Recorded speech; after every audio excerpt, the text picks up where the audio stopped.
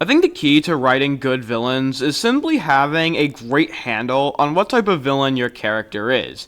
Your character could be an evil, heartless, mustache-twirling bastard who has no sympathetic elements and is evil for the sake of it and has no fleshed-out motive.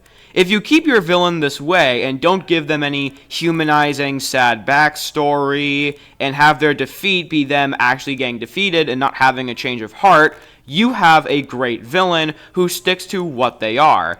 If your villain is someone who's goofy and silly and has a bubbly personality and cracks jokes, make sure to not make them too serious of a threat and make sure to keep them goofy and silly. A villain who is a great example of sticking to what they are is Toffee from Star vs. the Forces of Evil. Toffee, voiced by Michael C. Hall, is a villain who is criminally underrated because the show he's from is questionable quality at best. Toffee first appeared in the episode Fortune Cookies in Season 1. The scene begins with Ludo, another villain from the franchise, interviewing monsters to add to his gang. It's made immediately clear to the audience Ludo is not too impressed with the roster. Previous job experience? Nope. No one's ever been dumb enough to hire me. Weaknesses? I don't have any. How am I under pressure? Awesome! Is that so? Yeah. What? Did you hear otherwise? I can't take it anymore! Ah! Where do I see myself in 10 years? Oh, we're best friends, and we hang out all the time, sharing feelings and holding hands. Father. You make absolutely no sense. Go away. Soft. So soft. Next! Next! Next! Next! These idiots are even dumber than you idiots! We can tell Ludo is not having it, and that all of these monsters are poor choices. We then see a hand with a severed finger push a glass towards Ludo. The camera pans up, and then... West Munian swamp water. Or do you drink from the bottle? On days like this. Tell me about it. Oh, I'll tell you, sister. I've been trying to steal a wand from a teenager. Harder than it ought to be. Wait a second! Where did you come from? I let myself in. When? After you hired me. I hired you? I accept. Excellent! We'll start tomorrow. Get some rest. Did anybody catch his name? Toffee. I guess his name is Toffee. Toffee's introduction is so smoothly done. It's immediately established to the audience the first time we meet him that he's a cut above the rest, that he knows far more than he lets on, and he has much more plan than just being a random new hire. Toffee owes a lot of his charm due to Michael C. Hall's incredible performance as him. The main reason why Toffee is such a good villain is how much he stands out in the world. The show is colorful, zany, cartoony, filled with wild antics and bright colors. So the fact that there is a low, monotone lizard in a clean put-together suit with a dark color palette immediately makes him stand out. The show is goofy and silly, and the villain is everything but. Toffee is an incredible villain, and he made a giant impact in the first season. Toffee is a very good villain. Toffee would appear in other episodes in Season 1, but he doesn't really have that much to do. The most he does is in the episode before the season finale, he kicks Ludo out and takes charge of his army, but that's really about it. Toffee would have another big role in the season finale, Storm the Castle. In this episode, Toffee kidnaps Star's friend Marco and uses him as a bargaining chip to get Star to hand over the wand. Toffee then reveals he doesn't actually want the wand for himself, he wants Star to destroy it using the whispering spell. Toffee is an incredible villain. This entire time we've assumed he wants more than the wand, and he does. But this scene at first misdirected us into thinking he did want the wand, but then at the last second revealed that nope, he doesn't, he wants it destroyed. The scene is incredible. It's not a big bombastic fight, but an intense yet calm conversation showing just how much control Toffee has over everyone in the room. Star then does the whispering spell, and then... I don't want your wand. Destroy it. Surprise! Yes, you do. It's the first spell your mother taught you. Exactly. Marco's waiting. Gentlemen, it's been a pleasure.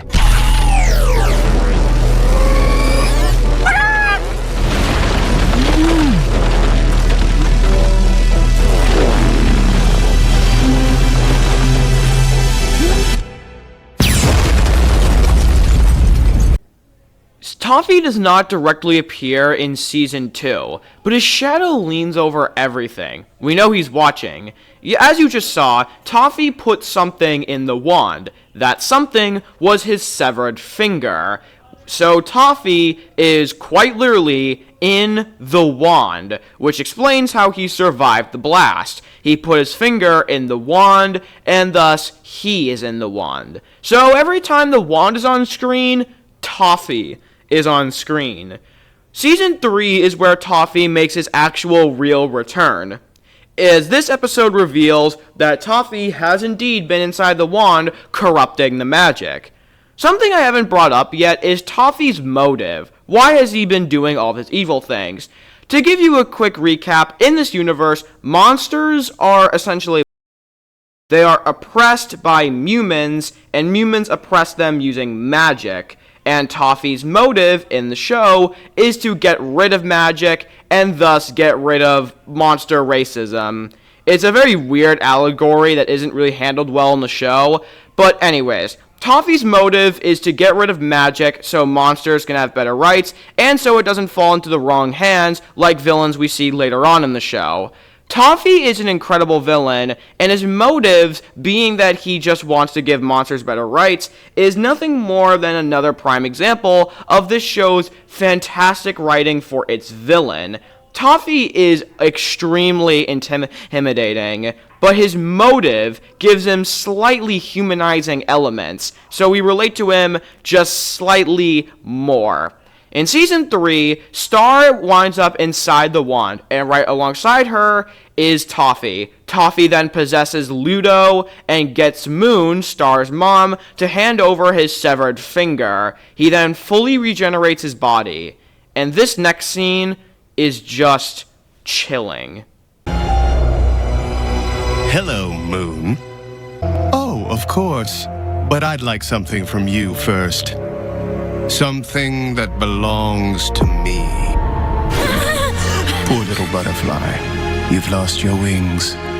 Now, Your Majesty, do we have a deal?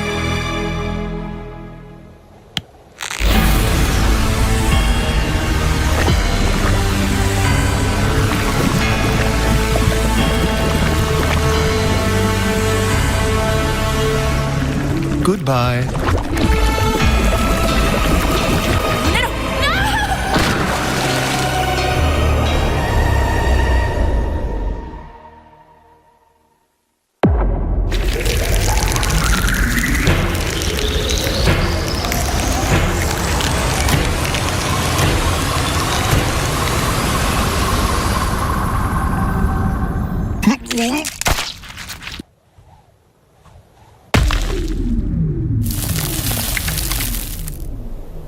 She's gone.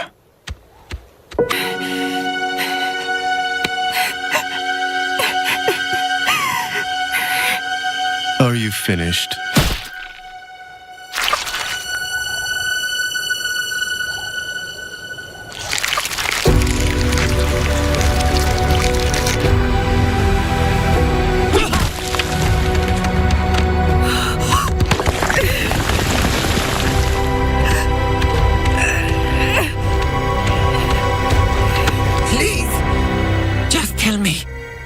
Did I have any part to play in this?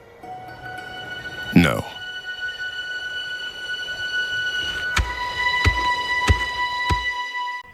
This scene is just chilling and perfect. Not many Disney Channel villains win. Most villains lose by a triumphant hero saving the day. But that's not the case here. Star is in the wand, and the shard that's in Toffee's hand is the part of the wand Star is in. So by him crushing it, he kills her. The hero is killed by the villain. There is no happy ending. There is no hope. Toffee won, something that not a lot of villains do. And the scene where Moon tries to kill Toffee with the wand, but it fails because it's broken and missing the shard, was just heart-wrenching. Villains never usually win, but Toffee is no villain. He's a cut above a villain. He's something way worse. He is literally a monster. Toffee is an amazing villain, and the fact that he won makes it crystal clear he's a cut above most other Disney Channel villains.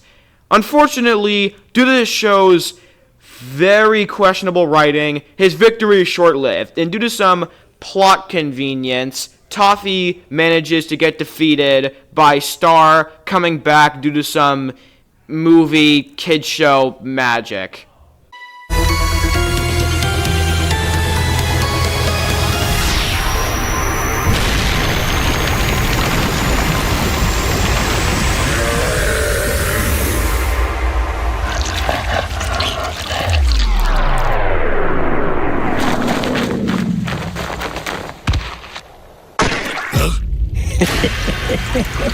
You think you've won?